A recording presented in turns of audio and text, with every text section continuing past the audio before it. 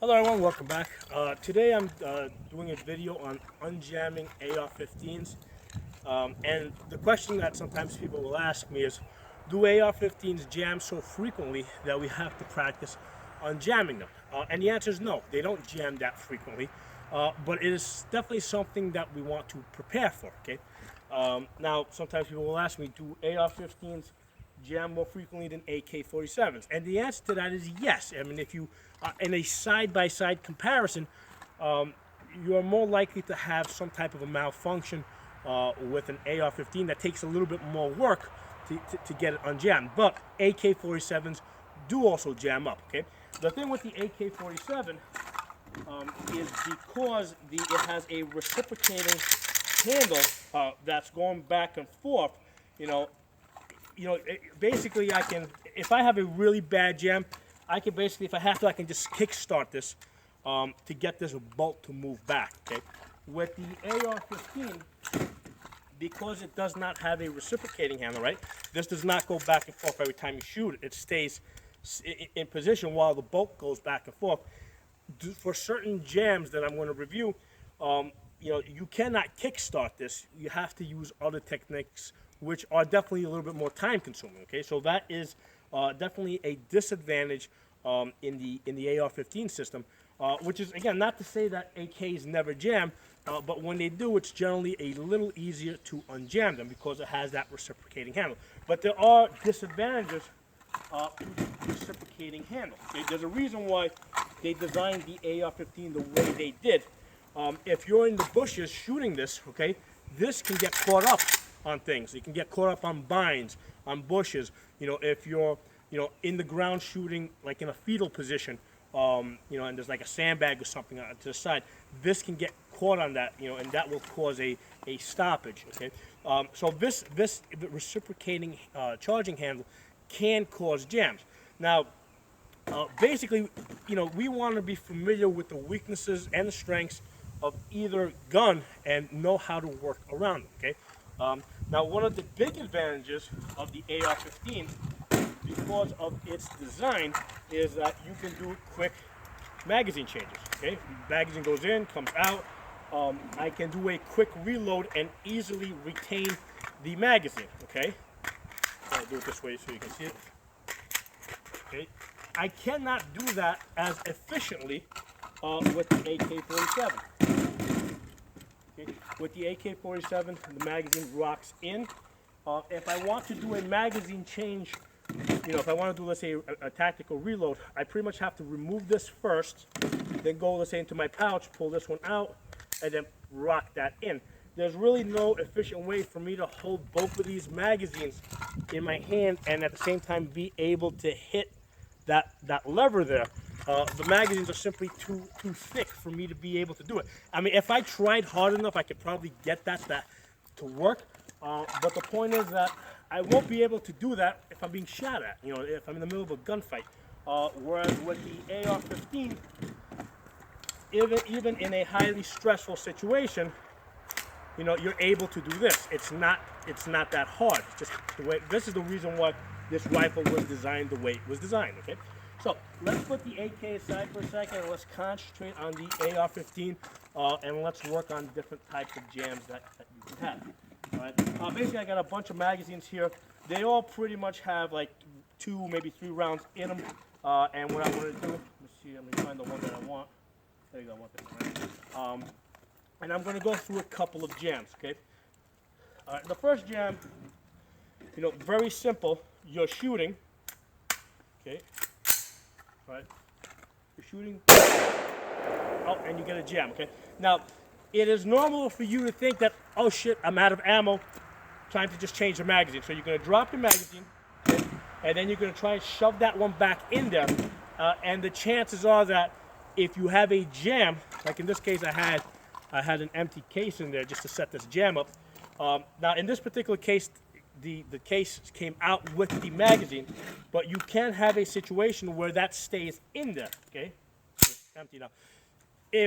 What I advise is if you're doing a mag, let's say you run dry, and the gun locks back, flip the gun over, look at it before you do that magazine change. And it's You know, it's really doesn't take that much. So basically, if I'm shooting under normal conditions, what I want to do is look at it, drop it, put the next one in.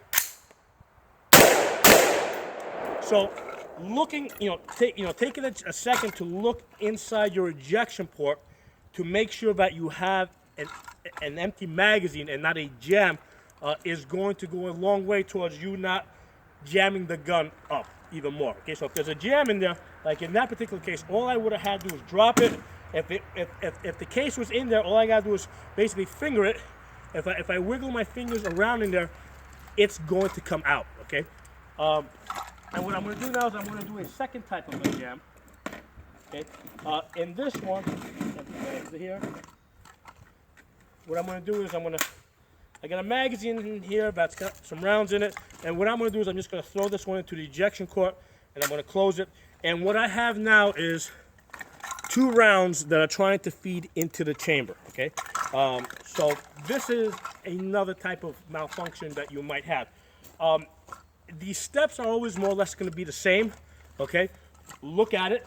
Okay, so basically you run dry. Now obviously if you have a fresh magazine and the gun just jammed up on you, you know it's a jam. But if you've already fired, let's say 20, 15, 20 rounds, you may think that you're empty. Okay, in which case you would just rip this out.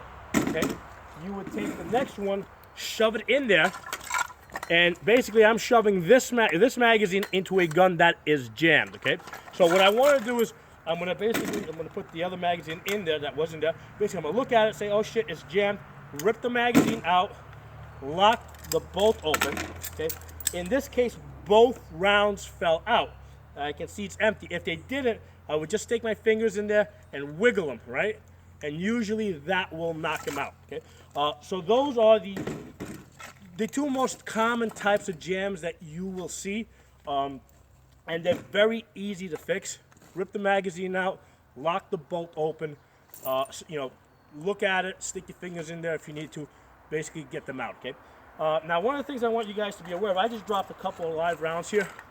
I don't, these are all like 223, 5.56 caliber. I don't have any 300 blackout. If you're training with people that are using 300 blackout, because naturally you're not going to leave those rounds there. At some point you're going to collect them. Okay. If there's anybody in your shooting area or on the range that might be possibly shooting a 300 blackout, make sure you inspect each of those rounds very carefully to make sure that you don't put a 300 blackout in a 5.56 gun. Sometimes it'll just jam. Sometimes you'll actually blow the gun up, because what will happen is when it tries to feed, it'll push the bullet back into the case a little bit and it'll chamber. And then basically you'll shoot a 30 caliber into a 22 barrel and everything goes poof. Okay. All right. That said, I'm now going to show you a third type of a jam, and this one is by far the most difficult. It is also the least. It's the least common. It's not. You're not going to easily get this type of jam, but it does happen. It's happened to me maybe. I think once or maybe twice when I was actually shooting for some unknown reason. And this is over a course of 6 years. 6 years, it's all, and I do a lot of shooting, obviously. It's happened 2 times. So it's not likely that it's going to happen. Now, in this case, I'm going to actually induce it. I'm going to make this jam. And what I'm going to do is I got a round in there, right? And what I'm going to do is I'm going to take this, I'm going to roll this over on the side. I'll do it this way so you can see it. I'm going to turn this upside down and up, right? And then I'm going to close the bolt, okay? And what I have now is basically a cartridge over a bolt, right? You can see how basically that cartridge right now is stuck between the top of the bolt and the charging handle. And basically because it's stuck on the charging handle, you cannot pull this thing back. And if you don't know how to unjam this, this is a death jam, okay? So like always, first thing you're going to do is rip out your magazine, okay? Look at it. We can see that. Boy, that's a cocksucker, right? You're going to try to pull this back. This is not going to go. Okay? Usually you can get it to move back just a little bit, and that's all we need for it just to move a little bit. So the next thing I'm going to do is I'm going to stick my finger in there. I'm going to try and wiggle See if I can wiggle that, because I have two cartridges in there now. One's on top of the bolt, the other one's in front of the bolt. That one's not coming loose.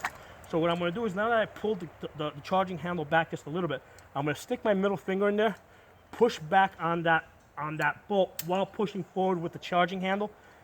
And in most cases, that is going to come loose. Well, one came out, the other one is still in there. And basically I'm going to do the same thing, because it's still, here you go, you can take a closer look at it, still on top of the bolt. That's sandwiched between the bolt and the charging handle. So again, I'm going to stick my middle finger in there, push back on the bolt while pushing forward on the charging handle, and boom, it just popped it out. Careful not to slam the bolt on your finger like I kind of did it. I didn't do it that hard, but that can hurt if you do it hard. And now the gun is ready to fire, okay? And that is a death jam. If that happens to you in a gunfight, that can be that can end you, okay? Now, there is a quicker method to do that, which I'm going to demonstrate to you guys, okay? First, let me set this up again.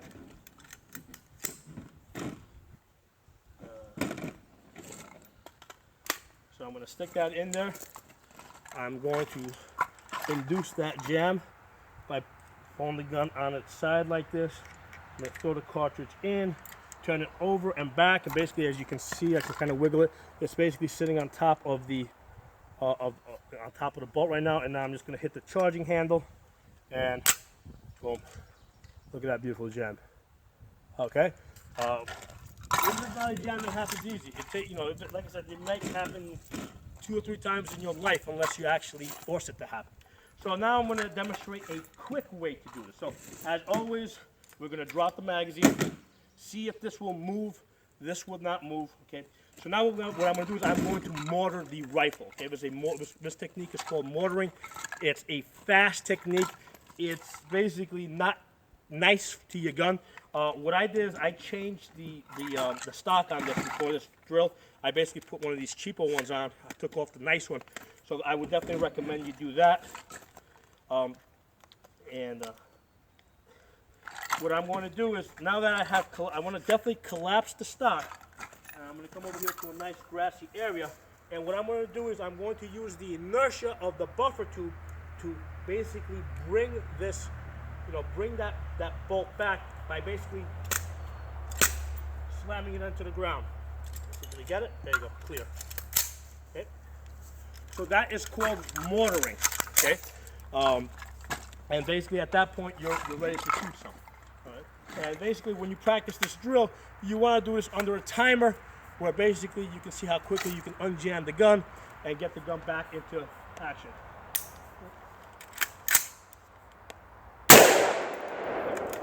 All right. So I hope you enjoyed that video. Let me know. Post some comments. Let me know what you guys think. Try it out. Give me. Let me know what results you guys got. One of the things with this type of a drill is if you're trying to do it under a timer, because the jams can happen somewhat differently each time. Just because of the jams, your time might be off. So you might be just as fast or faster, but the nature of the jam might actually slow you down just a tad bit. But all the same, try it under a timer, see how fast you can get. If you like the video, give it a thumbs up. Talk to you guys next time.